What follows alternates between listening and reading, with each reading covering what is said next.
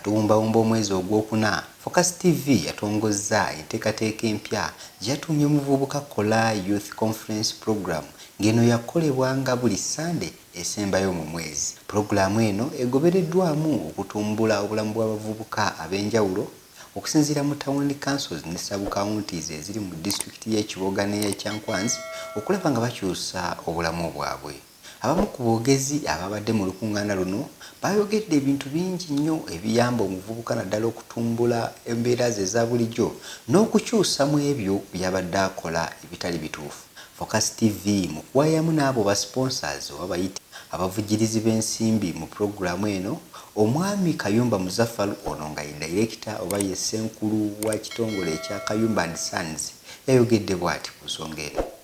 Amanya gange bampise Kayumba Muzaffaru muna business mu Kiboga district n'ebitundu bya Uganda ebyenjawulo. Nsangibwa mu oba company yange bagita Kayumba and Sons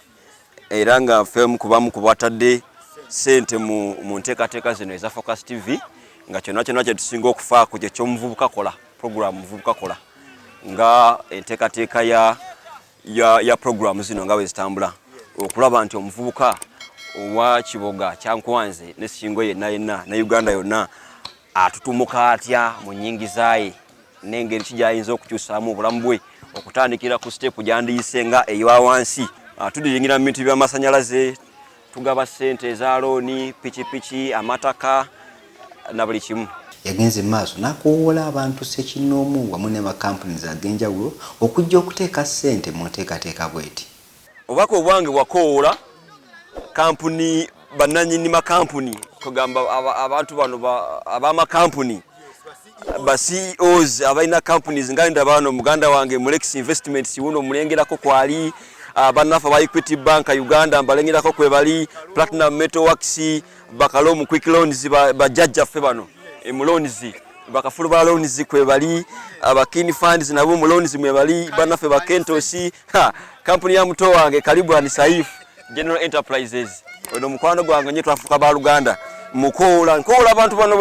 bonna abali ku kipande kino n'abatali ku kipande kino okujja okwegatta ku nteekateeka zino eza Focus TV eziriwo okutumbula obulamu bw'omuvubuka naddala mu nnyingiza ye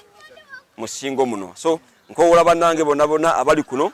n'abatali kuno okujja okuteekamu kugamba okuwa amaanyi enteekateeka zino eza Focus TV eziriwo ku mutendera oba eziriwo mu nsonga y'okutumbula omuvubuka kigambo omuvubuka kigambo kinene kubanga omuvubuka ye muntu ow'emyaka egy'enkyukakyuka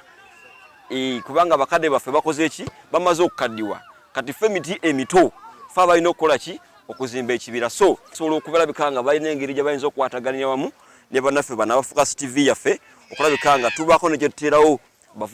bavubuka bannaffe nga naffe mwetuli ne bato baffe abato abakyava mu masomero bajje babeeko ne bakola balabe nga nabo obulamu bwabwe mu maaso bubaako gye bayinza okubutwala.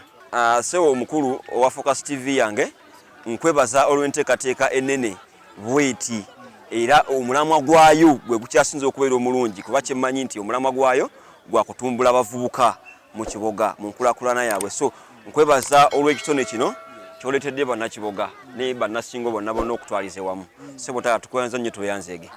Ya kusubscribinga ku Focus TV yange bingi